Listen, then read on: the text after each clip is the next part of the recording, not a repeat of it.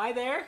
Welcome back to Boy Meets Quilt. I'm Andrew Vay Hansen, and this is the third video in my virtual trunk show series. And so you've seen the first two quilts that I've made, which both came from patterns, both designed by Amy Gibson. And now I'm showing you the quilt behind me, which is my very first quilt that I designed, pieced, and quilted all by myself, the whole thing beginning to end. And so this is a big milestone for me. I'm so proud of it. I love it. And I'll just tell you a little story of how it came about. So I started quilting in March of 2017. And then by the fall of 2017, I had been on Instagram enough and connected with enough quilters virtually that I started to hear about these things known as quilt guilds. And I figured there must be some quilt guilds around here in New York. And so I just went online and did a quick Google search, and sure enough, Brooklyn Quilters Guild popped up, and it looked great. Their website looked really good and informative, and so I decided to check them out. So I went to their October meeting, and I had a great time, and I really liked it, and so I joined as a member in the November meeting. Now, it happened that the Brooklyn Quilters Guild does a big quilt show every 2 years, and 2018, the spring of 2018, was going to be their upcoming show, which also was celebrating their 25th anniversary as a guild. So it was a very special show, and it went really well. And as one of the cool parts of the show, the two co-presidents at the time decided to do a President's Challenge quilt. And so the parameters were that the quilts had to be 40 by 40 inches, and they had to be mostly in tones of gray and silver to honor the 25th anniversary. But then there had to be a drop of red.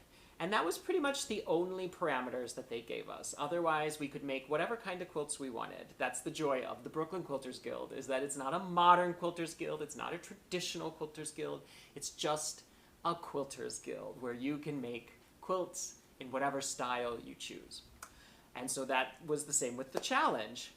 So I decided I wanted to create my own pattern, my own quilt, and I started thinking of ideas, and because we are in Brooklyn, which is urban, and because the show was taking place in a complex called Industry City, I thought I wanted my quilt to have kind of an industrial feel to it. So similar to how I love the Ohio Star Block, because I'm originally from Ohio, I had also been noticing these quilts that were using the New York Beauty blocks and patterns to be put together, and I thought they were so cool looking. And so I thought it would be fun to do kind of an industrial version of the New York Beauty. And so I started off with the idea of these cog wheels. Instead of the spikes that poke out of the circles for New York Beauties, I decided I'd do cogs and teeth wheels. But then I would place my blocks in a similar way to the New York Beauty, in that one block will kind of cut into the next, and you just have partial blocks in several parts of the quilt. And this is only a 40 by 40 quilt, so there was only so much arranging of the pattern that I could do. But basically, this quilt is just made up of one block. So you can kind of see it better here. This is one block. All of these blocks are the same, and then I just arranged them to make these wheels. And then my one drop of red, I took one of the openings in my cog block, and I made it red. I used the computer program EQ8 to design both my block and my overall quilt, so I don't think I could have really been successful without that program. I highly suggest it for people who are looking to start designing their own quilts. And when I originally designed the block, I didn't have this little arc of gray here. I just had the spokes going all the way to the center. And when I did my first prototype, I realized that wasn't going to work. It wasn't going to look good when I put them all together. And so then I got creative and I decided to add this extra wedge of fabric, and that way it makes it a little bit easier to have this full circle here and the spokes just kind of end at the hub. And I think it looks overall so much better. And so then I just gathered my materials and put it all together, and I'm really pleased with how it came out. And I will give you a more detailed look now. So here we have the quilt. You can pretty much see the whole quilt here. It's just a 40 by 40 mini quilt. And let's come in and take some closer looks at the details. So it's kind of hard to tell in this lighting and with this phone camera, but the background fabric that I used actually has glitter throughout it. So it's a very subtle, sparkly, very light gray. And so I chose this because I thought it would be fun to honor the 25th anniversary, which is the silver anniversary of the Guild, with this kind of silvery, glittery background. But it's very subtle.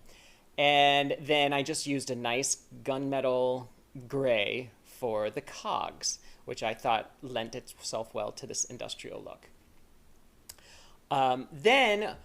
As far as I did free motion quilting for this whole thing. I did not use rulers, but I was able to use enough of a guideline with the pattern of the block that my lines are, in my opinion, straight enough. Although I know some judges at other quilt shows disagree with me, which is fine. My free motion style is supposed to evoke like a sketch that's been done by hand. And so my straight lines are never going to be perfectly straight. I like to just freehand it, which means like all of these lines here, the width between each line is not exactly the same, consistent. The lines themselves are a little crooked, but that works for me.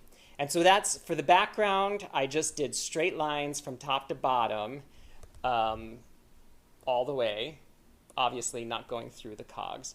And then for the cogwheels, I just did straight lines coming from the center, radiating from the center to the end, in relatively consistent widths all the way around. And then for the center, I just did a big mass of circular quilting. Even the cogwheels themselves, they're not perfectly round. They're pretty close, but they're just a little bit off, so it gives this feeling that these wheels were drawn. And then from this bit of red that I have, I quilted in lines to make it look like it was starting to break. And I wanted it to feel like it was starting to crack open, that some light came on, something's going on back here. It's starting to crack open this machine, and something new and exciting is going to come out. And so then I found a metallic silver thread, and I started using straight lines to radiate out from those cracks. And then I decided I needed just a little bit more red to bring it all together as a whole. And so I outlined the middle and border lines with red thread. And so when I originally started thinking of this quilt, I had thought I was going to call it Brooklyn Beauty in honor of the New York Beauty style, but in a Brooklyn industrial twist. But then the more I started working on it and the more I started thinking about this idea of something breaking through, I decided to call it Beyond the Machine, to just evoke this image of something coming forth from all of the regularity of what goes on in a factory and creating something new and exciting, which tends to be a theme in a lot of my quilts.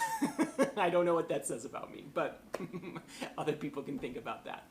So anyway, that is my very first quilt that I designed myself, put it all together, and I love how it turned out, and that's that. Feel free to ask questions, leave comments below, and I'll get back to you as soon as I can. And I hope you enjoyed this, and I'll see you next time.